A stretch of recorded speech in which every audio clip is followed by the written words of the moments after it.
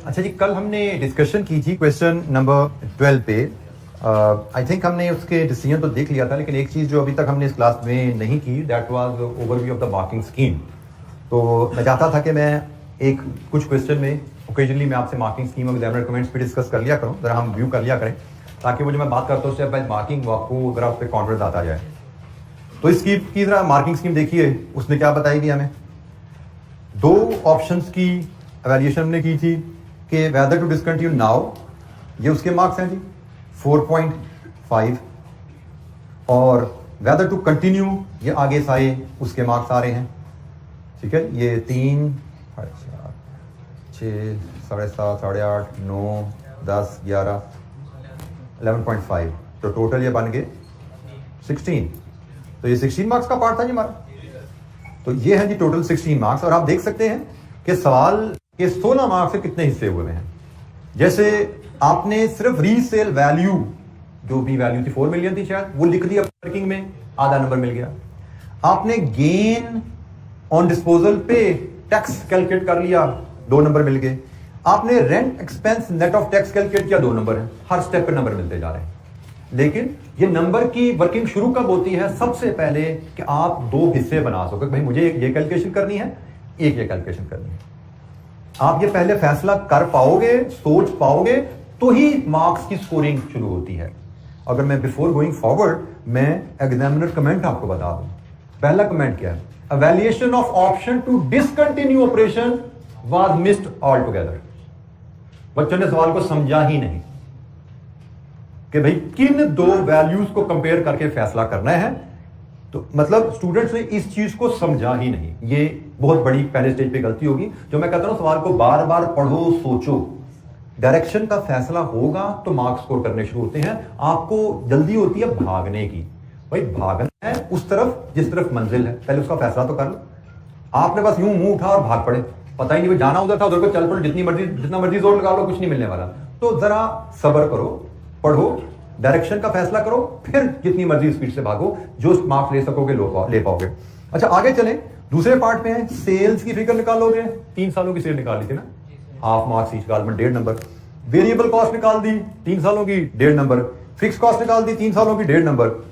अच्छा ये डेप्रिसिएशन और एड बैक इसने लिखा है, लेकिन जरूरी नहीं कि हम उसी के पैटर्न को फॉलो करें। बेसिकली ट्रीटमेंट के 21 से ज्यादा तरीके हो सकते हैं। हम जिस तरीके से डेप्रिसिएशन ट्रीट करते हैं उसी तरीके से करेंगे। तो डेप्रिसिएशन की कैलकुलेशन, उसकी टैक्स की कैलकुलेशन में शमूलियत 2 नंबर। Loss on disposal and add back, ये हम बैलेंसिंग डेप्रिसिएशन ले लेते हैं, उसमें कवर हो जाता है, 1 number. Rent expense 1 number. Tax की calculation 0.5। Residual value of equipment सिर्फ राइट जगह पर प्लेस करना, आधा नंबर। एनपीवी, डिस्काउंट फैक्टर से कैश फ्लो को मल्टीप्लाई करके पीवी कैलकुलेट करके सम करना, 1.5 नंबर। एंड फाइनल डिसीजन का एक जुमला, कभी ऑप्शन 1 और 2 को कंपेयर करें, ये ऑप्शन बेहतर है, आधा नंबर। ऊपर सारी वैल्यूज गलत हो जाएं, कुछ भी नहीं हुआ, आपने फैसला लेकिन सही दे दिया तो आधा नंबर ये मिल जाएगा। ऐसा नहीं कि जी असल फैसला कंटिन्यू का था, आपने गलतियों की वजह से डिसकंटिन्यू का फैसला दे दिया तो आपका नंबर कटा नहीं, आधा। ऊपर कहीं नंबर कटे, ये नंबर मिलेगा आपको, ये नंबर मिलेंगे आपको। ठीक है, this is step by marking के प्रिंसिपल के नंबर हैं, वैल्यूज के नंबर नहीं है। सारी बात, आपने सेल्स की वैल्यू गलत कर ली तो नेट कैश फ्लो गलत आएंगे, नेट कैश फ्लो गलत है तो एनपीवी गलत आएगी, एनपीवी गलत तो फैसला भी गलत हो सकता है। बट नंबर आपके सिर्फ सेल्स के कटे, 1.5 नंबर कटा, बाकी सारे मिलेंगे आपको। This is step by marking. अच्छा मार्किंग स्कीम पे और कमेंट्स पे जरा और पढ़िए जरा। Tax on gain on sale of equipment if operation discontinues was ignored. जिन बच्चों ने डिसकंटिन्यू लिया उन्होंने डिस्पोजल वैल्यू तो ले ली, लेकिन डिस्पोजल पे जो गेन पे टैक्स इंपैक्ट है वो नहीं लिया। और सबसे अहम गलती यह है, cash flow are presented for 5 years, 5 साल के रेवेन्यू और कॉस्ट ले ली, जबकि क्वेश्चन में क्लियरली लिखा हुआ है 2 साल गुजर चुके हैं। हमने सिर्फ फ्यूचर डिसीजन मेकिंग है ना, डिसीजन मेकिंग में सिर्फ फ्यूचर लिया जाता है। बच्चों ने 5 साल की नए सिरे से विजिबिलिटी बना के दिखा दी कि जी पहले साल में इतना रेवेन्यू, दूसरे में इतना, तो तीसरे में इतना, तो 5 साल के रेवेन्यू, 5 साल की कॉस्ट और शायद इनिशियल इन्वेस्टमेंट भी वही ले ली। वो फिजिबिलिटी जो 2 साल पहले की गई थी ना, वो फिजिबिलिटी रिप्रोड्यूस कर दी बच्चों ने। तो फिजिबिलिटी रिप्रोड्यूस कर दोगे तो मुझे लगता है conceptually you have messed up everything. तो बेसिक प्रिंसिपल जो सीखा हुआ है कि डिसीजन मेकिंग में सिर्फ फ्यूचर कैश लिए जाते हैं। 2 साल तो पास्ट हो चुका है, वो डिसीजन मेकिंग में कहां से आ गया? हमें तो देखना है आज से आगे। तो आज से आगे 3 साल रह गए हुए हैं, 3 साल के बिजनेस कैश फ्लोज हैं, या आज बंद करें तो डिसकंटिन्यू के कैश फ्लोज हैं। सो क्वेश्चन को पढ़ना, समझना और प्लान स्टैब्लिश करना, दैट इज द की। आपका मेरे हिसाब से 30% टाइम, 40% टाइम भी प्लानिंग डेवलप करने में लग जाए, घबराने की कोई बात नहीं। Remaining 60-70% time is more than enough उस प्लान को पेपर पे लाने के लिए। लेकिन अनफॉर्चुनेटली जैसे मैंने कहा कि हम चूंकि यूज्ड टू नहीं होते थिंकिंग और प्लानिंग के, हमें सवाल पढ़ने, जैसे सवाल शुरू किया उसके 3-4-5 मिनट के अंदर हम लिखना चाहते हैं कुछ। अब यह सवाल 16 मार्क्स का सवाल है, इस पे तकरीबन सेफली कितने मिनट बनते होंगे? 25 मिनट, 30 मिनट बनते हैं, 25-30 मिनट बनते हैं इसके। तो 25 से 30 मिनट में से आप 10 मिनट भी सवाल को पढ़ते रहें और पढ़ के खाका बना लो कि भाई ये 2 वर्किंग बननी है। तो 28 मिनट में से आपके 10 मिनट गुजर भी जाएं तो बाकी 18 मिनट मोर देन सफिशिएंट है पेपर में लाने के लिए। लेकिन मैं फिर कह रहा हूं कि हम इंपेशेंट हो जाते हैं, हम 2-3-4 मिनट बाद कुछ लिखना चाहते हैं, तो सही डायरेक्शन में नहीं लिखा तो फायदा ही कोई नहीं। 18 मिनट में आप 16 नहीं तो 12-13 नंबर जरूर स्कोर कर लोगे। कोई एक आध वर्किंग में फंसोगे तो ऑप्शन ले लोगे, सफिशिएंट स्कोर करोगे। लेकिन अगर आपने दूसरे-तीसरे मिनट में लिखना शुरू कर दिया तो शायद आप 16 में से 3-4 नंबर भी स्कोर ना कर पाओ, क्योंकि आप गलत साइड पर चल पड़े। 5 साल की फिजिबिलिटी शो कर दी तो शायद आप 0 के करीब में लैंड करोगे, क्योंकि डायरेक्शन ही सारी गलत हो जाएगी आपकी। तो सबसे अहम चीज स्कोरिंग शुरू ही तब होनी है जब फैसला कर पाओगे भाई हमें एक वर्किंग ये बनानी है, एक वर्किंग ये बनानी है। और ये फैसला करने के लिए आपको ड्यू थिंकिंग टाइम चाहिए, ड्यू थिंकिंग टाइम चाहिए। अगर सही तरह नहीं सोचोगे, क्योंकि बेटा क्वेश्चन अनसीन मिलेंगे आपको, unseen question will demand extra thinking. अब जैसे मैं एक और सवाल आज जो मैंने पिक किया है, ये भी जो हमने सवाल किया उनसे बिल्कुल हटके यूनिक क्वेश्चन है। और जिस बच्चे को सोचने की आदत थी, I was very glad they were able to tell me after the exam कि हाउ दे हैंडल इट। मुझे बड़ी खुशी हुई कि बच्चों ने खुद बताया था इसमें ये चीज मिसिंग थी, तो हमने इसको ऐसे हल किया, ठीक किया। मैंने कहा बिल्कुल ठीक किया आपने। 2-4 नंबर की गलती होगी, लेकिन डायरेक्शन ठीक ले ली तो स्कोर मैक्सिमम मिलेंगे आपको। डायरेक्शन ही ठीक नहीं है तो स्कोर कहां से आएगा? और डायरेक्शन आपको थिंकिंग से डेवलप होती है। तो हम नेक्स्ट क्वेश्चन देखते हैं जी, क्वेश्चन नंबर 13। बाकी ये कमेंट्स पढ़ने की आदत रखिएगा, मार्किंग स्कीम को देखने की आदत रखिएगा, ये आपके लिए बहुत हेल्पफुल रहेगी। अच्छा, क्वेश्चन नंबर 13 भी काफी लेंथी सवाल है जी, 20 मार्क्स का। By using net present value method recommend the best course of action to the management of AL. NPV method से बेस्ट कोर्स ऑफ एक्शन बताइए, क्या मामला है, किस बारे में कोर्स ऑफ एक्शन पूछा जा रहा है, उस पर बात करते हैं। Aluminium limited is engaged in the manufacture of product GH which requires 1 unit of a single raw material PQR. The manufacturing of PQR is currently outsourced under a contract which is expiring shortly. PQR raw material हम अभी बाहर से bye कर रहे हैं, contract खत्म होने वाला है। The management of AL has decided to set up an in-house manufacturing facility for the production of PQR instead of renewing the existing contract of supply on its expiry. तो जी management सोची है कि raw material भी हम खुद ही बनाना शुरू कर दें in house. In this respect following two proposals at current prices. जब ये करंट प्राइसेस का जुमला आ गया, इसका मतलब आगे इन्फ्लेशन भी आने वाली है। Following two proposal at current prices have been forwarded for valuation. 2 proposal है जी, proposal number 1, proposal number 2। Purchase cost including setup cost plant की 3.5 है। यूजफुल लाइफ 3 इयर्स है, नोट पढ़ेंगे आगे चल के। रेजिडुअल वैल्यू निल है, इसका भी नोट में कुछ एक्सप्लेनेशन आ रही है, देखते हैं जी, ये नोट है, इसको पढ़ लेंगे अभी। एनुअल प्रोडक्शन कैपेसिटी 10,000, अभी हम प्रपोजल 1 की बात कर रहे हैं। प्लांट ऑपरेशन कॉस्ट 90,000 पर मंथ है। एनुअल मेंटेनेंस कॉस्ट 1.38 मिलियन है। नोट क्या है जी, under proposal 1 on carrying out a major overall at a cost of 1.3 million at current prices at the end of year 2 useful life and residual value of the plant would be 5 years and 500,000 at current prices respectively. Currently life 3 साल है, currently residual value निल है। ये दोनों चीजें बदल जाएंगी अगर 2 साल बाद आप ओवरऑल करा लोगे। रेजिडुअल वैल्यू 5 साल पे चले जाएगी, और लाइफ 5 साल पे चले जाएगी, रेजिडुअल वैल्यू 5 लाख पे चले जाएगी। तो ये प्लांट प्रपोजल 1 की कहानी है। प्रपोजल 2, प्लांट की cost of installation 5 million, useful life 5 साल, residual value 1 million, annual production capacity 9,000, plant operation cost 70,000 per month, annual maintenance cost 1.2 million. Other information. Existing demand of GH is 7,500 units, which is expected to increase by 5% every year. In case of any shortage of PQR, कभी PQR आपका short हो जाए, in-house production sufficient नहीं है, it will be purchased from the market at a price of 550 per unit at a current price. PQR बाहर से भी खरीदा जा सकता है अगर कमी हो जाएगी हमें। Variable cost of production at current price under proposal 1 and proposal 2 are 400 and 380 per unit respectively. Depreciation would be charged on a straight line basis. Accounting depreciation assumed to be the same as tax depreciation. Inflation rate is assumed to be 6% per annum, which is applicable from year 1.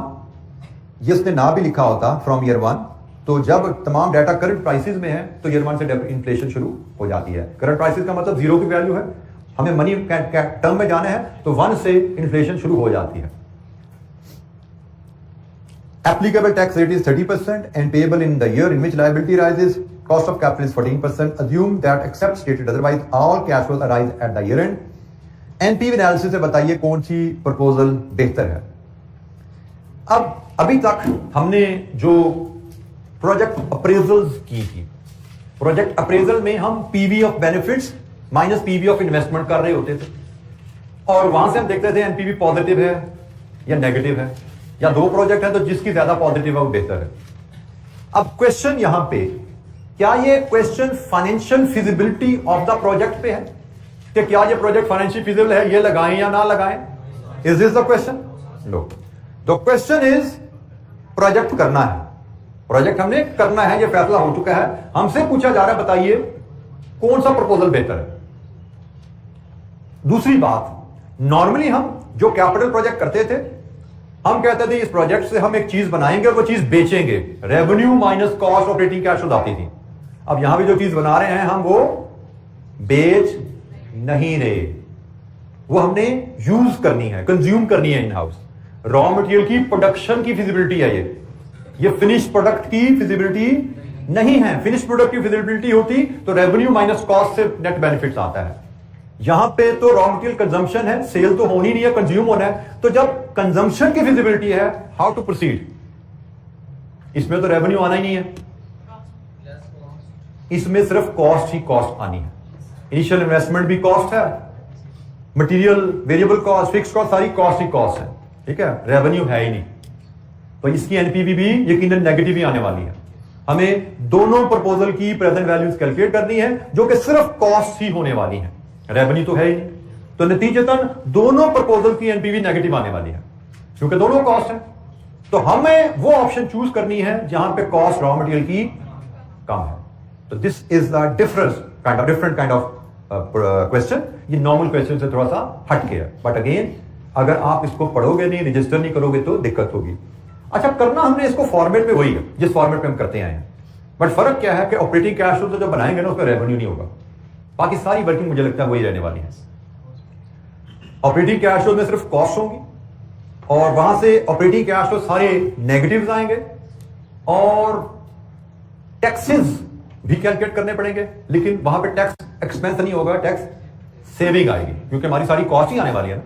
Profit होगा तो tax expense आता है और loss हुआ सिर्फ cost है तो हम टैक्स सेविंग ले लेते हैं. तो यहां पे चूंकि रेवेन्यू है ही नहीं, सारी कॉस्ट आनी है तो हमें टैक्स सेविंग्स मिलेगी. सारी वर्किंग वैसे ही है जैसे हम इन्वेस्टमेंट बेस्ड क्वेश्चन करते हैं, विद अ माइनर ओवरऑल का नई ट्रीटमेंट उसने दे दी, उससे डील कर लेंगे हम. सिर्फ रेवेन्यू की फिगर माइनस हो जानी है और रिजल्टेंटली एनपीवी प्रोजेक्ट की नेगेटिव आ जानी है और जिस प्रोजेक्ट की एनपीवी, जिस ऑप्शन की एनपीवी कम नेगेटिव है हम उसको प्रेफर करेंगे. अच्छा जी, मैं आपसे पहले प्रपोजल 1 प्रपोजल 2 के हिसाब से प्रपोजल 2 को पहले डील करते हैं क्योंकि प्रपोजल 2 मुझे रिलेटिवली जरा सिंपल लग रही है. प्रपोजल 1 में ओवरऑल का भी चक्कर आ रहा है, उसको हम सेकंड फेज में रखते हैं. पहले हम प्रपोजल 2 से डील करते हैं. तो प्रपोजल 2 से डील करने के लिए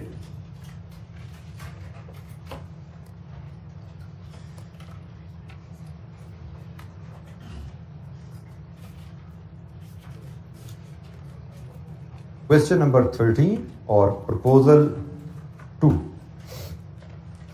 हमें एनपीवी मेथड अप्लाई करना है. कितनी लाइफ है इस प्रपोजल 2 की? 5 ईयर. तो 0 में इन्वेस्टमेंट है और 5 साल तक हमें जाना है.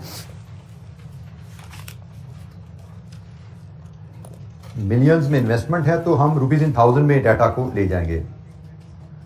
तो 0 से लेके 5 तक. इस क्वेश्चन में चूंकि टैक्सेस इन्वॉल्व हैं, हम तमाम कैश फ्लोज को इन्फ्लेट करके मनी कैश फ्लोज में ले जाएंगे.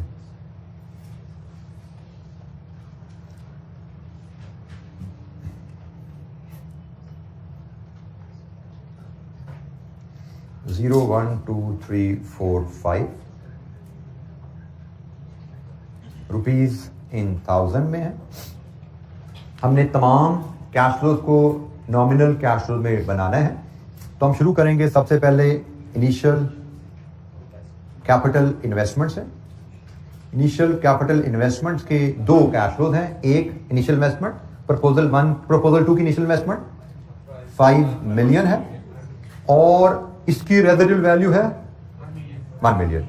रेजिडुअल वैल्यू के बारे में हमने पढ़ा हुआ है कि अगर तो क्वेश्चन बताए कि ये करंट टर्म में है तो इनको करंट टर्म में समझना है, अदरवाइज मनी टर्म में समझते हैं। तो यहां पे उसने टेबल की टॉप पे बताया हुआ है कि सारा डाटा नीचे टेबल में करंट टर्म में है। तो रेजिडुअल वैल्यू जो हमारी बनेगी 1000 इंटू 1.06 रेज टू पावर 5, ऐसे ही है।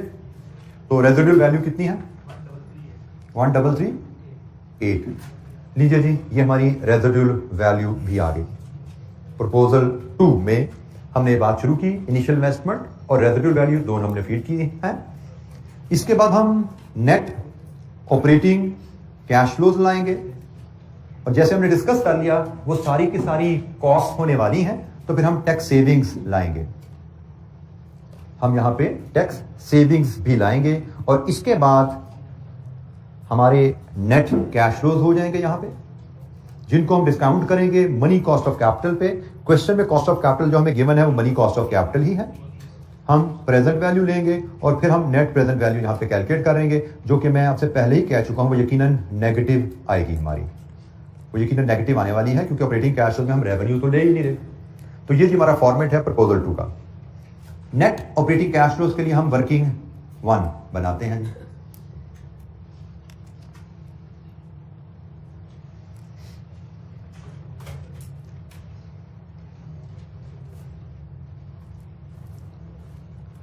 हमारे पास ऑपरेटिंग कैश फ्लोज की आइटम्स क्या क्या हैं। एक तो हमें उसने बताया हुआ है variable cost per unit PQR की हमारी क्या होने वाली है नोट नंबर 3 में। दूसरा उसने टेबल में हमें प्लांट की माहाना ऑपरेटिंग कॉस्ट और प्लांट की सालाना मेंटेनेंस कॉस्ट भी बताई हुई है। और इसके अलावा एक जो बात उसने में कहा हुआ है नोट नंबर 1 में कि एग्जिस्टिंग डिमांड 7500 है, जिसने 5% से हर साल ग्रो करना है। फिनिश प्रोडक्ट की डिमांड है और एक फिनिश प्रोडक्ट के लिए 1 यूनिट पीक्यूआर चाहिए होता है। तो जितने यूनिट्स आपने बेचने हैं उतने यूनिट पीक्यूआर बनाने हैं। और उसने नोट नंबर 2 में कहा हुआ है कि इन केस पीक्यूआर आप डिमांड के मुताबिक नहीं बना पाते, जो शॉर्टेज है वो मार्केट से बाय करेंगे, जो 550 करंट प्राइस पे है। इसका मतलब हमें सबसे पहले ऑपरेटिंग कैश फ्लो में जाने के लिए हमें देखना पड़ेगा हमारी डिमांड कितनी है पीक्यूआर की। जितने यूनिट जीएच बनाने हैं उतने पीक्यूआर बनाने पड़ेंगे और क्या वो डिमांड सारी हम इन हाउस पूरी करेंगे या बाहर से लेने पड़ेगी। तो हम पहले एक वर्किंग 1 में हम पहले डिमांड की जरा वर्किंग बना लेते हैं। हमारी डिमांड ऑफ जीएच या पीक्यूआर सालाना क्या है और इसके बाद हम प्रपोजल 2 की कैपेसिटी कितनी है हमारी कंपेयर करके देखेंगे कि क्या हमें एक्सटर्नल परचेज रिक्वायर्ड है या नहीं। ये प्रपोजल 2 है और प्रपोजल 1 की भी वर्किंग हम साथ ही यहां पे कर लेंगे, ये भी हमारी बाद में यूज हो जाएगी। प्रपोजल 1 की कैपेसिटी भी ले लेंगे और प्रपोजल 1 के लिए भी हम एक्सटर्नल परचेज रिक्वायरमेंट असेस कर लेंगे।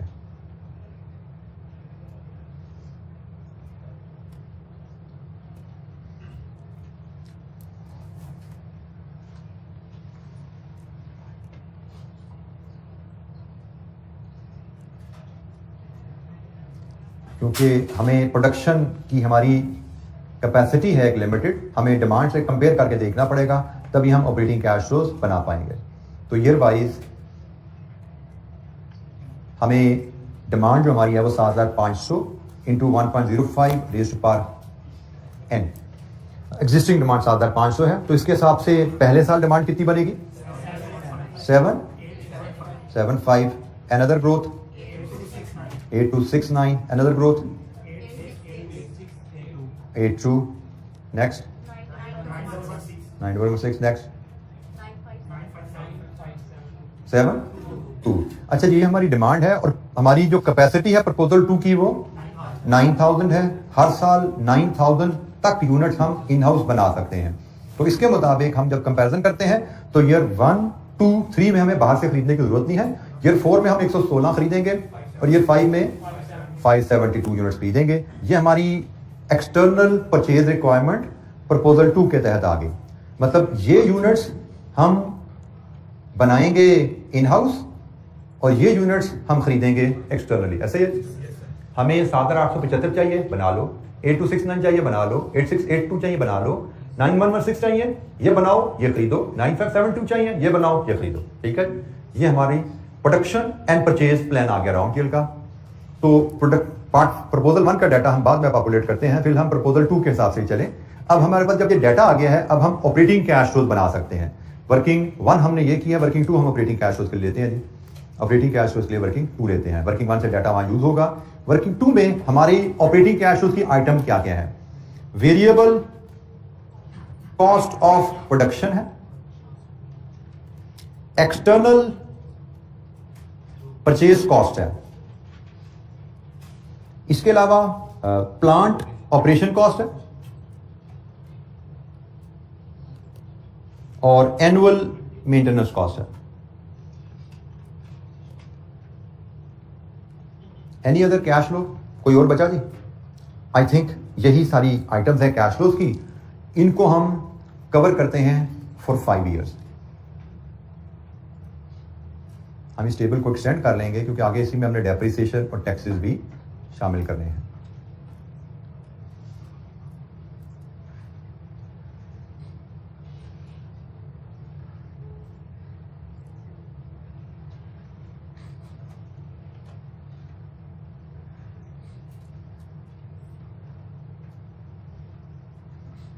वन, 2, 3, 4, 5।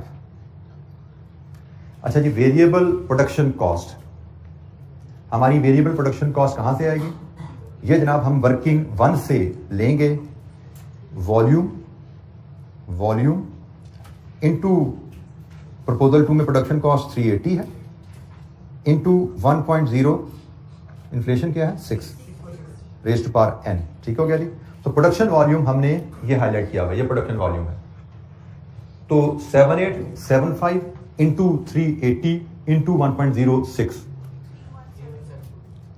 रुपीज इन थाउजेंड में बोलेंगे 3172 जी। 8269 into 380 into 1.06 raised to power 2 3331। 8682 into 380 volume को हम वर्किंग 1 से रेफर कर देंगे जी।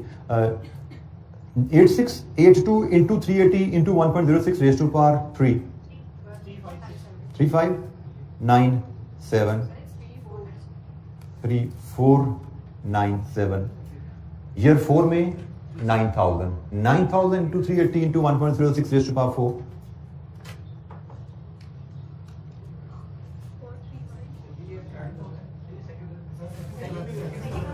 बेटा ये चेक कीजिए, मैं शायद बोल तो ठीक रहा हूं, दोबारा सुनिए। सेकंड में 8269 into 380 into 1.06 raised to power 2 3531। दोबारा सुनिए 8682 into 380 into 1.06 raised to power 3929। चौथे साल में 9000 into 380 into 1.06 raised to power 4318।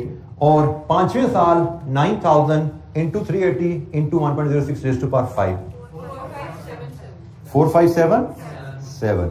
अच्छा, ये सारी कॉस्ट हैं, तो don't forget to mention this sign. ये सारी कॉस्ट हैं नेगेटिव। इसके बाद एक्सटर्नल परचेज है, ये भी वर्किंग 1 से परचेज का वॉल्यूम हमें आ रहा है, तो इसकी वर्किंग हमारी होगी वॉल्यूम जो परचेज का है वर्किंग 1 से इनटू एक्सटर्नल परचेज की कॉस्ट 550 है, लेकिन ये तो करंट प्राइस है 1.06 रेज़्ड टू पावर n। ठीक है, तो पहली परचेज आपकी हो रही है ईयर 4 में 116 into 550 into 1.06 raised to power 4। तो कितनी आएगी एक्सटर्नल परचेज की कॉस्ट? 81,000 में राउंड ऑफ करके चल रहे हैं 81। Next 572 into 550 into 1.06 raised to power 5 421। Current price information, current price value का मतलब क्या है कि आपने उसको मनी वैल्यू 1 साल की बनानी है तो 1.06 रेज़ टू पावर 1 करो। हमने यहां पे 550 करंट टर्म में दी गई थी, हमें ये चौथे साल और 5वें साल खरीदनी है, तो हमारे लिए दो जो प्राइसेस बनती हैं 1.06 raise to power 4, 1.06 raise to power 5, ये दो प्राइसेस बनती है जिस पे हम खरीद रहे हैं। जी जनाब, एनी क्वेश्चन, कोई सवाल? हमने वेरिएबल कॉस्ट को डील कर लिया।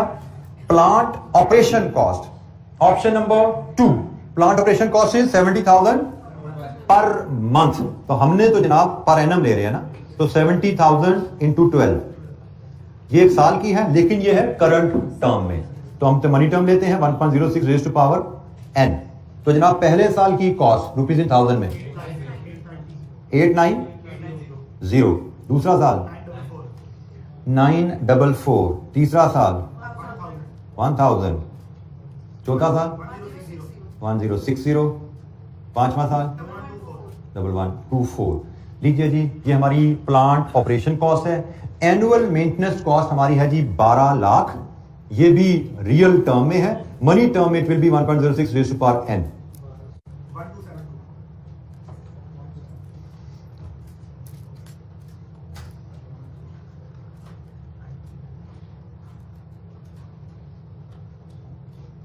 One 272, next 1348, 1429, 1515। लीजिए जनाब, ये हमने प्रपोजल 2 से रिलेटेड तमाम नेट ऑपरेटिंग कॉस्ट असेस कर ली। एनी क्वेश्चन, कोई सवाल? प्रपोजल 2 से रिलेटेड हमने तमाम कॉस्ट असेस कर ली।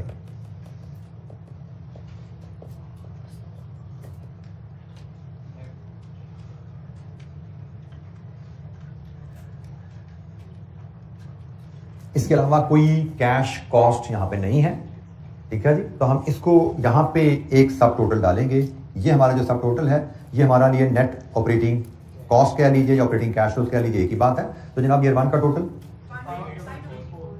सॉरी 5334, दूसरा फर्स्ट वाला 5334, दूसरा जी 5826, 5823, 6358, 6974,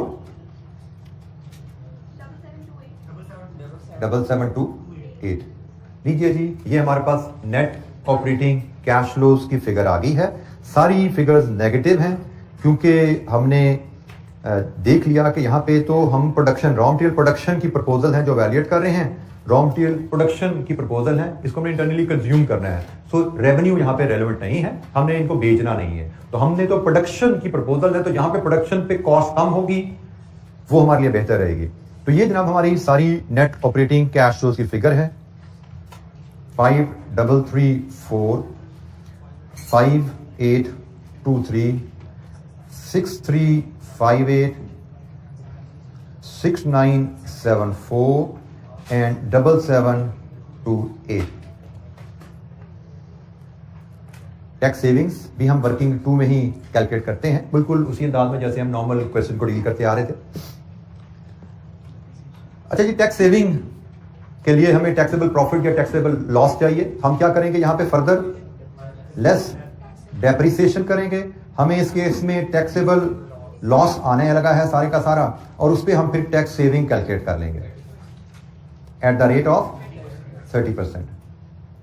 अच्छा, यहां पे मैं आपके एग्जामिनर के सोल्यूशन से थोड़ा सा डेविएट करने लगा हूं। मैं उनकी जो वर्किंग है उससे थोड़ा सा एक डिसएग्रीमेंट है मेरा, तो मैं इससे थोड़ा सा डेविएट करने लगा हूं। आपको देखने में डेविएशन शायद फील भी ना हो। हमने स्ट्रेट लाइन डेप्रिसिएशन है जी, स्ट्रेट लाइन डेप्रिसिएशन कैसे चार्ज की जाती है? Initial investment minus residual value divide with life. तो initial investment minus residual value कितना थी? 1338 डिवाइड विद लाइफ कितनी है जी सालाना डेप्रिसिएशन?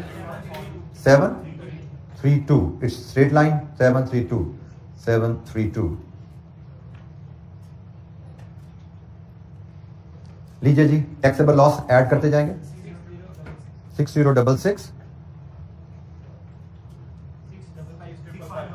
6555 जी, नेक्स्ट 7090 नेक्स्ट 7656 8460। अब इस पे टैक्स सेविंग कैलकुलेट कर लीजिए 30% के हिसाब से। सेविंग है 1820। फोर्थ नंबर पे 7706 जी। नेक्स्ट वैल्यू 1967 2127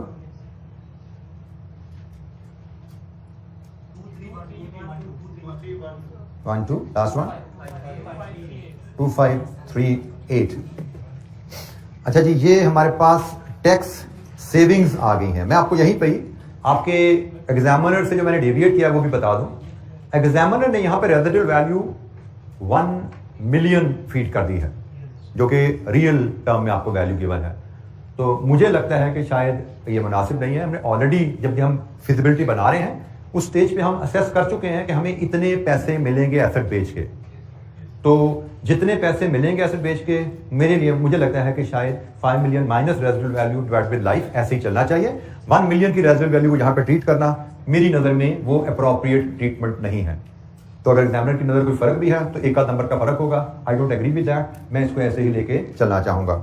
और यहाँ पे ये भी ध्यान में रखा कीजिए, अक्सर आईकैप के सोल्यूशन के साथ जो जुमला आईकैप आपसे शेयर करता है, there may be more than one solutions, specially when we deal in management accounting, when we deal in financial management. हमारे पास एक से ज्यादा तरीके होते हैं सॉल्यूशन को प्रेजेंट करने के। तो मुझे लगता है ये तरीका ज्यादा बेहतर है, इसलिए मैं इसके साथ चल रहा हूं। वो तरीका जो एग्जामिनर ने अडॉप्ट किया है वो कॉम्प्लिकेशन भी थोड़ी बढ़ाता है कैलकुलेशन की, उसकी हमें जरूरत नहीं है। तो जनाब टैक्स सेविंग हर साल में 1820 सेम ईयर में आ रही है, 1967 2127 2312 एंड 2538। लीजिए जी, ये हमारे प्रोजेक्ट कैश फ्लोज कंप्लीट हो गए हैं। नेट कैश फ्लो लेना है, डिस्काउंट फैक्टर लेना है, पीवी एंड टोटल। आगे का काम स्ट्रेट फॉरवर्ड है।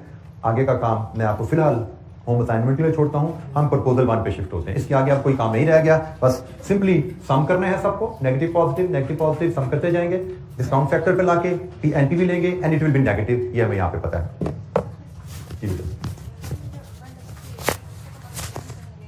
सब कुछ मनी टर्म में बेटा। यहाँ पे जीरो में इन्फ्लेशन का कोई इंपैक्ट नहीं होता। Inflation only effect future cash flow. Zero में रियल एंड मनी इक्वल होते हैं। जीरो में all cash flows are in money term.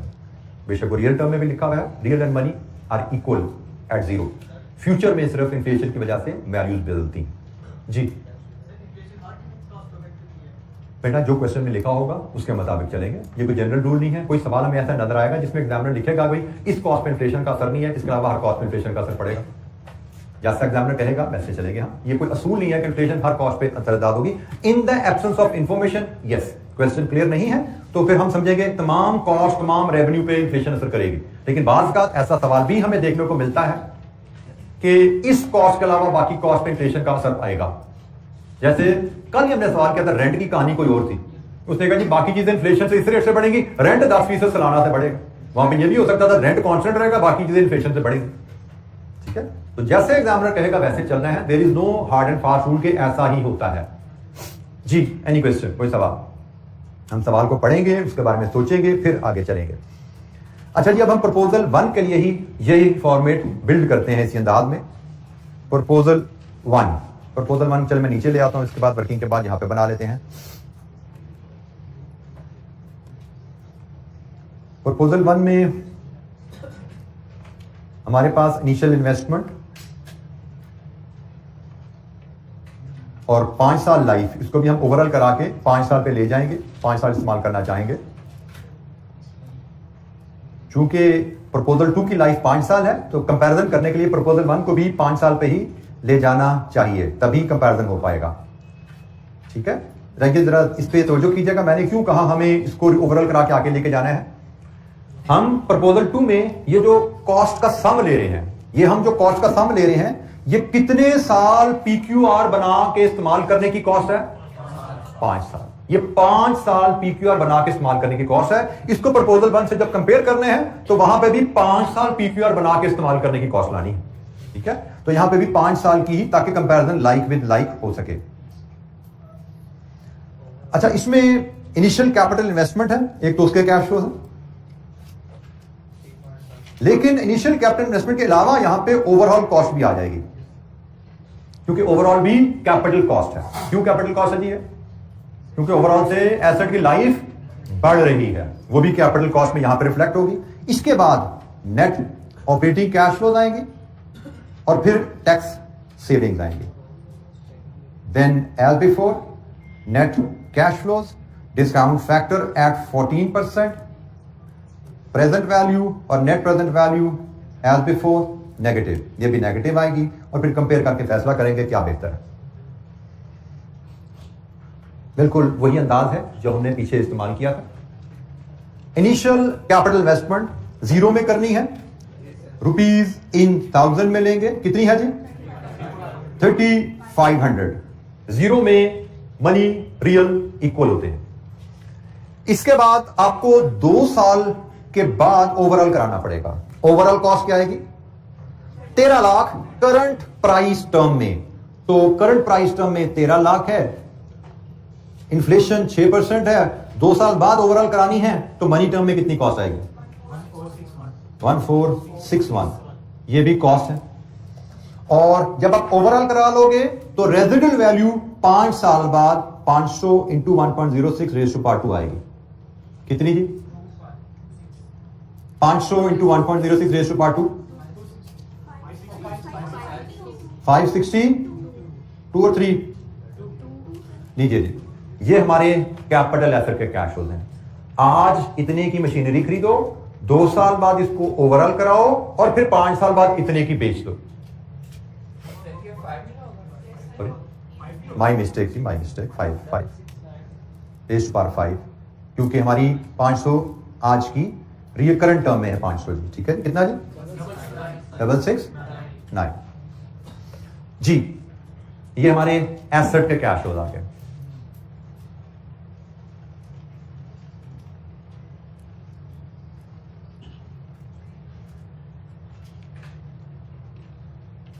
अब हमें ऑपरेटिंग कैश फ्लोज बनाने हैं, बिल्कुल उसी अंदाज में बनेंगे जैसे ये बने थे, ऑपरेटिंग कैश फ्लोज और टैक्सेस। बट सिर्फ फर्क ये रहने वाला है कि जब हम प्लांट नंबर 1 पे जा रहे हैं तो उसकी कैपेसिटी 10,000 है, हमें बाहर से खरीदने की कोई जरूरत नहीं है, ठीक है। सारे जितनी हमारी डिमांड है सारी की सारी हमारी इन हाउस से ही कंप्लीट हो जाएगी। प्रपोजल 1 में सारी की सारी डिमांड इन हाउस से पूरी हो जाएगी, कुछ खरीदने की जरूरत नहीं है। तो हम वर्किंग 3 बनाते हैं जी। इसके लिए नेट ऑपरेटिंग कैश फ्लो के लिए वर्किंग 3 इसकी बनाएंगे जब, तो वर्किंग 3 में हमारी वेरिएबल प्रोडक्शन कॉस्ट आएगी, हमारी प्लांट ऑपरेशन कॉस्ट आएगी और हमारी एनुअल मेंटेनेंस कॉस्ट आएगी।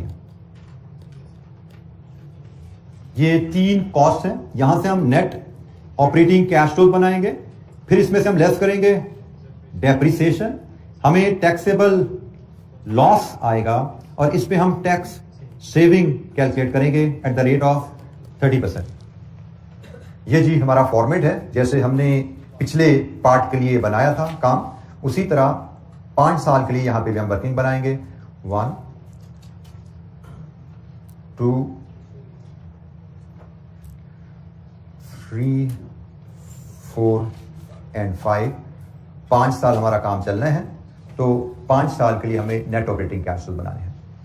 अच्छा जी, वेरिएबल प्रोडक्शन कॉस्ट वॉल्यूम लेंगे वर्किंग 1 से, और इसकी variable production cost note number 3 में 400 है रियल टर्म में, into 1.06 raise to power n। तो वॉल्यूम आपका पहला है 7875, 7875 इंटू 400 इंटू 1.06,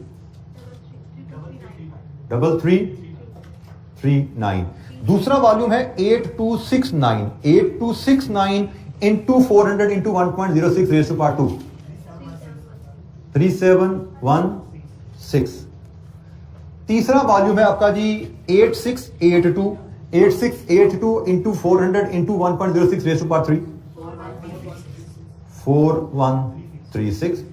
चौथा वॉल्यूम है आपका जी 9116 into 400 into 1.06 raise to power 4 46003। आखिरी वॉल्यूम है आपका 9572 into 400 into 1.06 raise to power 5124। और ये सारी कॉस्ट है, बाय द वे सारी कॉस्ट है, वेरिएबल कॉस्ट है, नेगेटिव फिगर है जी जनाब। Any question? किसी वैल्यू पे कोई दिक्कत? वेरिएबल कॉस्ट प्रपोजल 1 में 400 per unit in today's term. Volume हमने सिर्फ यहां पे प्रपोजल 1 में सारी इन हाउस प्रोडक्शन हो जाएगी, हमें बाहर से खरीदने की कोई जरूरत नहीं है। प्लांट ऑपरेशन कॉस्ट प्रपोजल 1 की 90,000 है। 90,000 into 12 into 1.06 raise to power n। तो पहले साल में रेज़ टू पावर 1 1145, दूसरे साल में 1213, तीसरा साल 1286 1363 1445। Annual maintenance cost 1380 into 1.06 raise to power n 1463 1551 जी। नेक्स्ट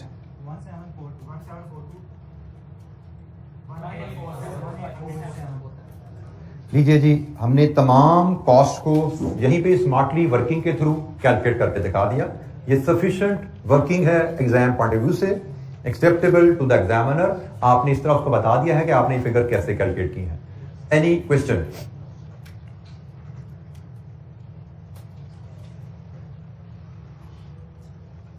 लीजिए जी, नेट ऑपरेटिंग कैश फ्लोज पहले साल के 5947 6480 7066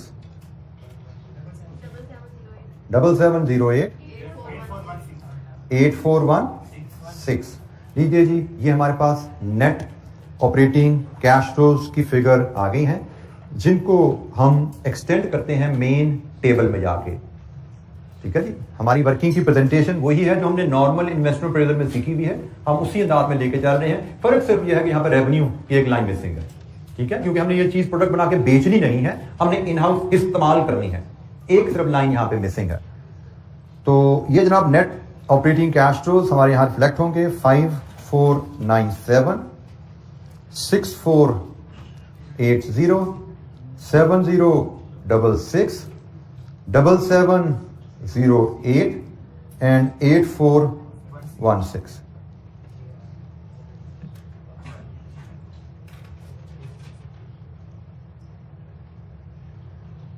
अच्छा जी, अब हमें वर्किंग 3.1 यहां पे देनी पड़ेगी डेप्रिसिएशन की। डेप्रिसिएशन की वर्किंग इसलिए बनानी पड़ेगी कि यहां पे ओवरऑलिंग आ रही है। ओवरऑलिंग आने से डेप्रिसिएशन चेंज हो जाएगी। जब हमने शुरू की प्रोडक्शन तो depreciation for the first 2 years हमारी जो रही होगी, हमने जब प्लांट लगाया तो उसकी कॉस्ट 3.5 मिलियन थी, रेजिडुअल वैल्यू 0 थी और लाइफ थी 3 साल। तो annual depreciation for first 2 year 1167 rupees in 1000 में हम कह देते हैं जी। पहले 2 साल तो ये रहनी है। जब पहले 2 साल डेप्रिसिएशन आप 1167 चार्ज कर लेंगे तो फिर क्या हुआ, ओवरऑल आ गई। तो WDV eight the end of 2 year जो बची आपके पास वो क्या थी, 3500 माइनस 1167 इंटू 2, क्या WDV बची 1166। इसमें फिर आपने ओवरऑलिंग कॉस्ट ऐड की, आपने ओवरऑल किया।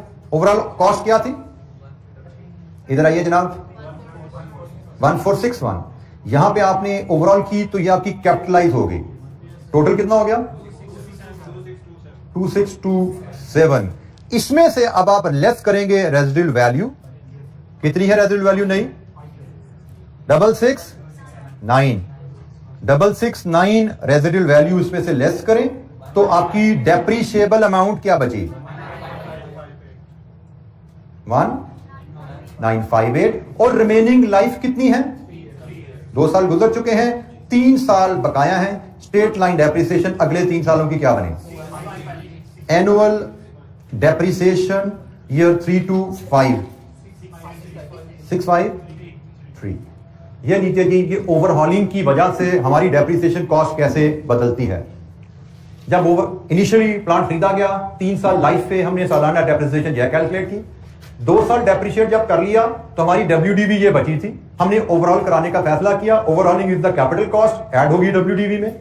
और जब ओवरऑल करा लिया तो तब हमारा एस्टीमेट क्या है रेजिडुअल वैल्यू के बारे में? ये रेजिडुअल वैल्यू होगी, ये आपकी डेप्रिशिएबल अमाउंट है और ये अमाउंट आपने 3 सालों में डेप्रिशिएट करनी है। तो अगले 3 साल, पहले 2 सालों की डेप्रिसिएशन क्या है, अगले 3 सालों की डेप्रिसिएशन क्या है? 653।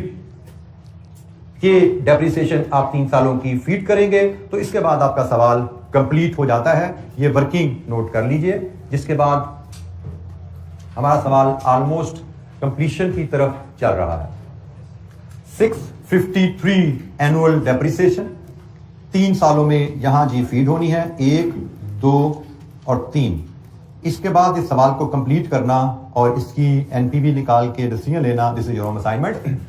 ये डेप्रिसिएशन की कैलकुलेशन यहां पे भी मेरी एग्जामिनर से थोड़ी फर्क है, उसने यहां पे भी वो इन्फ्लेशन को रेजिडेंट वैल्यू में एडजस्ट और तरह से किया हुआ है, बट हमें ये ज्यादा लॉजिकल, ज्यादा बेहतर नजर आ रही है जो हमने किया है। अब डाटा आपके सामने है, इसको कंप्लीट करना आपकी होम असाइनमेंट है। नेक्स्ट वीक इंशाल्लाह मंडे, नेक्स्ट वीक जो क्लासेस हमारी होंगी उसमें हम सोर्स ऑफ फाइनेंस पे थॉरोली डिस्कशन स्टार्ट करेंगे। इस क्वेश्चन की कंप्लीशन में के बाद अपने आंसर्स एक दफा ग्रुप में डाल दीजिएगा, ताकि ये फाइनल जो आंसर आपके आने हैं ये दोनों, ये कभी प्रपोजल 1 की नेगेटिव एनपीवी क्या है, प्रपोजल 2 की नेगेटिव एनपीवी क्या है, डिसीजन क्या है, ये व्हाट्सएप ग्रुप में अपने डाल दीजिएगा, ताकि आप लोग एक दूसरे से मैच करके वेरीफाई कर लें। कोई दिक्कत होगी तो उस पर हम बात करेंगे। ठीक है जी, आज के लिए इतना ही। Thank you very much. अस्सलाम वालेकुम।